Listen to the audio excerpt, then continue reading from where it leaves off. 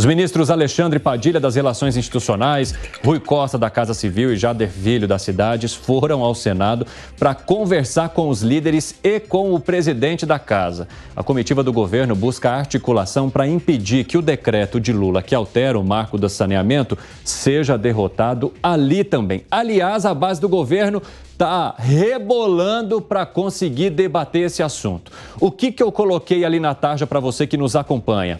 Marco do saneamento no tete-a-tete. Para a gente usar um termo que a gente conhece bastante aqui no Brasil. Antes de jogar para o nosso debate, quero conversar com a Berenice Leite, que está acompanhando essa situação. Ô Berenice, como que esse tete-a-tete está funcionando por aí e qual que é a estratégia, inclusive dos líderes da base do governo, para tentar emplacar esse decreto, pelo menos no Senado, porque na Câmara não teve jeito. Bem-vinda. Exatamente, Evandro. Obrigada. Boa tarde para você, para todos que nos acompanham. Olha, a estratégia, a primeira delas é ganhar tempo.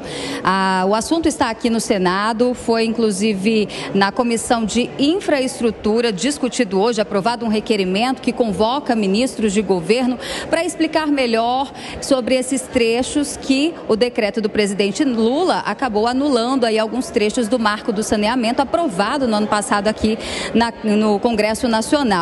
Esse tete-a-tete aconteceu hoje. Líderes da oposição se reuniram, os 3 ministros, Rui Costa, Alexandre Padilha e também o Jader Filho das Cidades, estiveram aqui na liderança do governo, receberam os líderes da oposição para dizer o seguinte: estamos dispostos a conversar com vocês, saber quais são os principais pontos que desagradam, já que lá na Câmara dos Deputados não houve muitos debates, a aprovação do PDL foi muito rápida na semana passada, essa derrota, e eles não querem que o decreto seja derrubado aqui no Senado também. Conversei com o senador Rogério Marinho e ele me disse o seguinte, que o governo até pode tentar legislar, na verdade, utilizando assim de outras ferramentas, mas não a ferramenta de decreto, Existem outras formas que é aqui passando pelo Congresso Nacional e que é justamente por esse motivo que eles levaram o assunto ao Supremo Tribunal Federal. Os principais pontos que a oposição reivindica que foram alterados diz respeito aos contratos de programa, também a possibilidade de intervenção em regiões metropolitanas e o terceiro e não menos importante é a questão dos prazos estabelecidos que adia essa solução tão importante, trazendo água, também serviço de esgoto para toda a população. São os principais pontos que a oposição quer discutir com os ministros e a estratégia, por enquanto, está valendo. Deve passar pelas comissões, a de infraestrutura, depois CCJ, mas o diálogo, a oposição disse que está aberto. O caso já foi judicializado, justamente por terem usado essa ferramenta do decreto, presidente Lula. Mas no dia 23, a gente lembra, 23 de maio, já foi marcada a audiência de conciliação mediada pelo ministro Fux, Luiz Fux. Então, dia 23 de maio pode ser aí que haja já uma solução para este impasse entre governo e oposição em torno do marco do saneamento, que já estava aprovado e a oposição considera um retrocesso, caso o decreto permaneça. Volto com você, Evandro. Obrigado, Berenice Leite, pelas informações. Já vamos jogá-las, inclusive, para o nosso debate. E aí, vocês acham que esse tete-a-tete, que essa rebolada aí pode funcionar nesse momento? Fui mal agora, mandei mal pra caramba. Você vê que não tem gingado nenhum, Piperno. Não, eu acho que o governo vai perder em relação a esse tema. Foi um tema que já passou pelo Congresso. Até no Senado, que tem base mais forte do governo? Então, aí que está o negócio. Até no Senado eu tenho dúvida, porque esse foi um tema sobre o qual o Congresso já opinou. Eu não sei se o Congresso voltaria atrás ou admitiria que ele tem que fazer algum tipo de correção. Veja, o projeto tem algumas virtudes. Por exemplo, ele aumenta a margem para participação para as PPPs, Parceria público-privada. Isso. Que antes estava restrito a 30%, agora os parceiros privados podem entrar com uma participação maior. Isso é bom. Agora, eu acho que a forma como o governo fez é ruim. Segundo, acho que o governo não discutiu o essencial. Porque, veja, uma coisa é se privatizar a Sabesp. A Sabesp é uma empresa rentável, que já existe, atende o filé mignon. Eu quero saber quem é que vai exatamente se interessar pelo Vale do Jequitinhonha. Então, veja, agora há pouco, antes de começar o 3 em 1, o Viga estava falando sobre a concessionária lá do Galeão que quer devolver o aeroporto. Eu, por exemplo, li essa semana sobre o grupo Mitsui, que comprou Supervias lá no Rio de Janeiro, que faz todo o transporte ferroviário e quer devolver. Porque não está sendo rentável. Exatamente, só tem caixa até agosto. Investimento demais e pouco rentável. Pois é. Então, veja, eu quero saber também, e aí seria fundamental o governo discutir isso, qual vai ser, por exemplo, a penalização, como é que fica esse tipo de situação em que o concessionário devolve. Então, mas é nesse caso, e agora às 5h25 da tarde, o pessoal da rádio vai sair rapidamente aí para o intervalo, espero vocês na volta. Nas outras plataformas continuamos. É isso que Randolfo Rodrigues está dizendo que quer fazer agora. Ele quer conversar, debater, ampliar o assunto para justamente responder a todas as questões na tentativa de fazer o Senado não repetir o mesmo esquema da Câmara. Segré. Seria uma vergonha se acontecer isso. Eu acho que o governo aprendeu. Vergonha para quem? Para o governo. Se acontecer de novo que tem uma derrota no Senado... Mas eu lembro que quando foi a derrota na Câmara dos Deputados, teve um deputado que avisou. Nós tentamos comunicação com o governo. Sim. E o governo não nos atendeu. A gente viu essa tropa chegando hoje no Senado. Tarde então, demais? Aprenderam com erro. Imagino que o presidente Lula deve ter dito, ô Padilha, se mexa, por favor, porque isso aqui está ficando ruim. Mas a gente está falando de um governo que está chegando no seu 3º mandato. Aí que está. Mas quando você conversa com algumas pessoas dentro do Congresso, ou pessoas próximas do Congresso, todos indicam que esse governo do presidente Lula é o que mantém o Lula mais afastado do Congresso. Que antes, no primeiro e no segundo, ele participava da reunião dos líderes, fazia reuniões, participava com as pessoas chaves que precisava para que determinado assunto seja colocado na pauta e seja aprovado.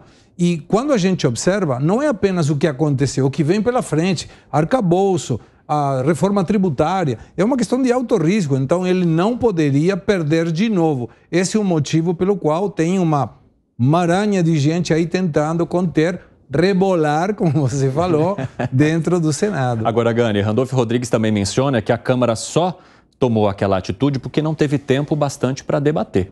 Você acha que é isso? Eu acho que não. Acho que tomou aquela atitude porque o decreto é muito ruim. A questão do saneamento básico, Evandro, é um problema há anos no Brasil e é algo degradante. Imaginar que 62% da população da Bahia, por exemplo, não tem acesso pleno à rede de água e esgoto. Então não se resolveu este problema. Lembrando que o saneamento básico tem impacto sobre saúde, sobre educação, só que infelizmente não dá voto. E esse, decreto do presidente Lula, ele baixa o nível técnico de capital econômico, facilitando empresas que não entregam saneamento básico, que não resolveram o problema, fazendo com que elas consigam renovar o processo mais facilmente, também sem o devido processo de licitação. Então, é ruim porque afasta o investimento privado. O marco aprovado no governo anterior atrairia o investimento privado para tentar resolver o problema do saneamento básico. A gente está no século XXI, a Coreia do Sul, pegando uma expressão aqui do Segré, A gente é um país analógico numa era digital. A Coreia do Sul está discutindo algoritmo, alta tecnologia, a gente aqui com saneamento básico, É um grande retrocesso esse decreto. Que foi, Piperno? E voltamos da rádio agora. Bem-vindo de volta. Pessoal, é muito bom ter a companhia de todos. O Piperno escutava aqui no ouvido. De fato, é uma vergonha tantos milhões, tanta gente no Brasil não ter saneamento básico. Sim. Aliás, já com governos de direita, de esquerda, enfim, atravessando os séculos, e esse problema continua como uma das mazelas, como um dos entraves, não só o desenvolvimento, mas também a qualidade de vida. Ponto. E a gente está falando de algumas cidades, inclusive em regiões mais desenvolvidas do país. Exato. Agora, eu queria saber o seguinte, desde quando o capital privado do Brasil ele resolve esse tipo de coisa? O capital privado no Brasil, ele não conseguiu até hoje explorar, por exemplo, o serviço ferroviário entre Rio e São Paulo, que seria um filé mignon em qualquer região do mundo. Nem isso.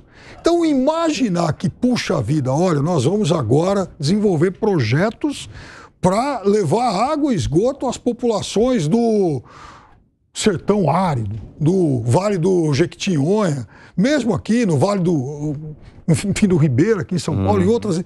Isso é onda. Quer dizer, é óbvio que o capital privado tem que participar disso, é uma bobagem excluir o capital privado. Que foi? Agora, imaginar que ele vai ser a solução para o capital privado resolveu um problema no Brasil com uma linha telefônica, custava R$6.000 e agora você tem acesso, todo mundo tem acesso ao telefone. É isso. Mas você acha que haveria o mesmo interesse que houve com o serviço telefônico? Boa provocação, bom ponto. Agora, você pode fazer ali um tipo de contrato, porque isso está sobre regras contratuais, aonde também deveria prover o saneamento, a rede de água e esgoto para essas cidades de menor importância. Mais ou menos como ocorre com energia elétrica, que há uma regulação. Se for estritamente do ponto de vista econômico, que é um monopólio, a população não teria luz. Quando entra o capital privado, fala, olha, tudo bem, existem aqui pessoas que vão precisar ter uma conta de luz mais barata porque elas não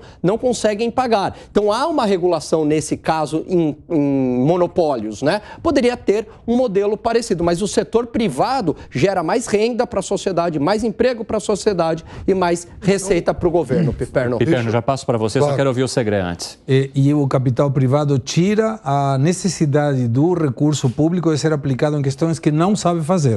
Também. Porque o capital privado entra quando ele sabe ter uma boa gestão e, além do mais, converte uma questão de investimento em retorno econômico, senão não entra.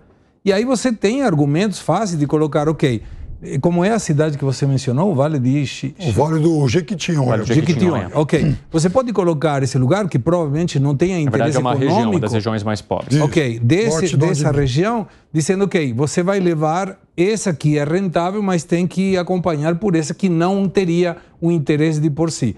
Agora, tem uma explicação também eleitoral, porque vou tirar essa questão de 62% da Bahia. Pode soar até um pouco tendencioso, se alguém poderia ter uma visão mais à esquerda. 27% da população do Brasil inteiro não tem. 27% não tem água e esgoto. E aí a questão é, geralmente, as pessoas que não têm água e esgoto são pessoas da classe mais baixa, da sociedade econômica e social. A dúvida é como é, sociologicamente, que justamente as pessoas que não têm água e esgoto por culpa do Estado continuam votando na mesma questão. E aí finalizo.